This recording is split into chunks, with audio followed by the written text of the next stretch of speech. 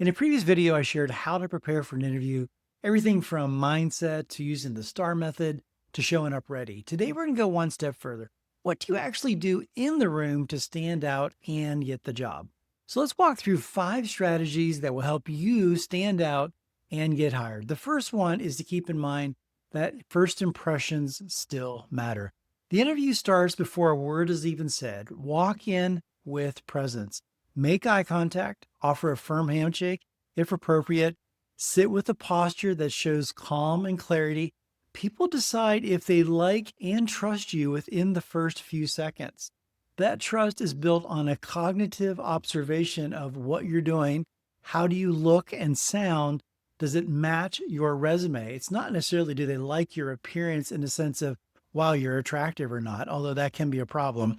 We're not talking about that. We're talking about, are you confident and are you competent in who you are? And does that match your resume that you sent in and the person they're interviewing? So, an action step, practice your presence. Record yourself walking into a room, sitting down, and greeting somebody. Watch how you come across.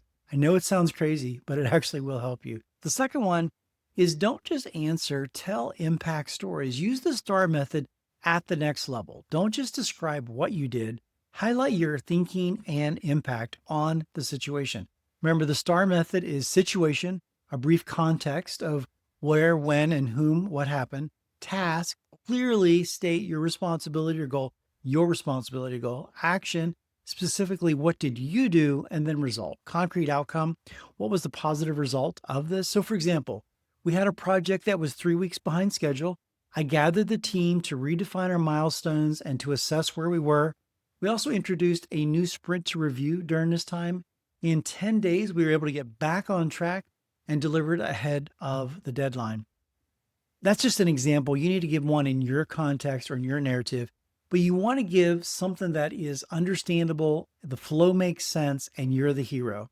So try to answer those how and why questions in your story. Why it was behind, how you identified it was behind, how you redefined the milestone, and how you got it back on track in 10 days.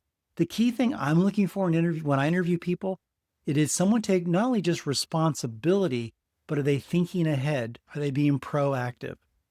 So frame yourself as a positive problem solver, not just a task doer, someone that's taking initiative.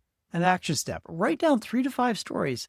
Practice telling them with emotion and impact, not just data.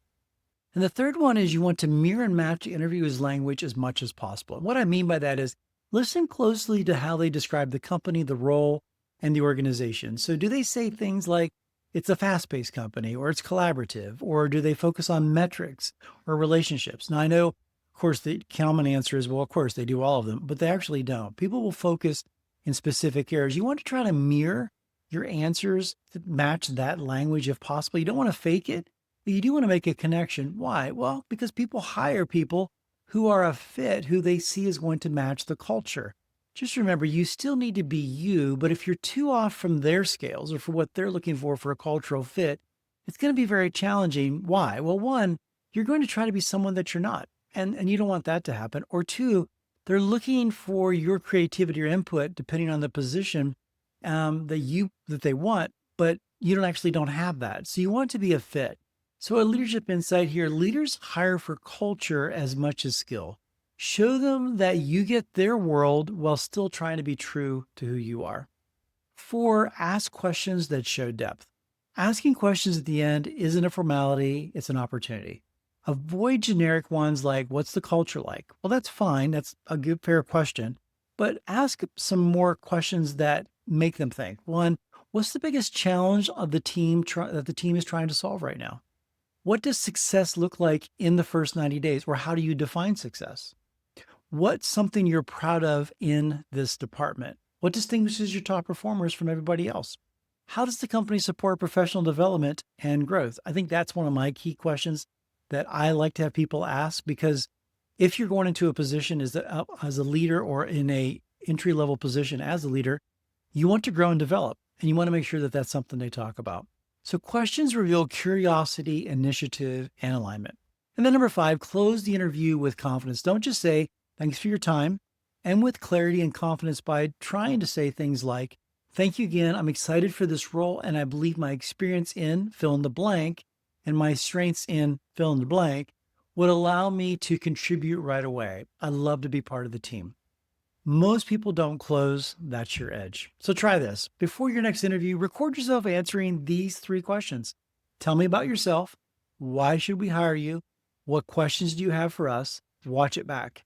Adjust your tone, your body language, and your flow, and then do it again. I would do that for 2 or 3 times. And then one last thing is you really want to do that the night before the interview as well. So if you're practicing, great, but do it the night before the interview just to keep it fresh. So you don't need to be perfect. You just need to be prepared, present, and real. If this video was helpful, hit like and subscribe, drop a comment. I'd love to hear how your interview went or how you're prepping for your interviews. If you're looking for a coach or you want to be on my Change Agent Leadership video podcast, there's links in the show notes below. I'd love to connect with you and how I can help you develop your skills and prepare for your next job. Or as I mentioned, if you want to be on our leadership podcast video, if you have a topic, subject, or transition or something you want to process or work through, it's a free coaching session. Fill out the link, click on the link in the notes below. Until next time, I'm Jonathan Hankin, your change agent coach. Keep questioning, keep growing, and keep leading change.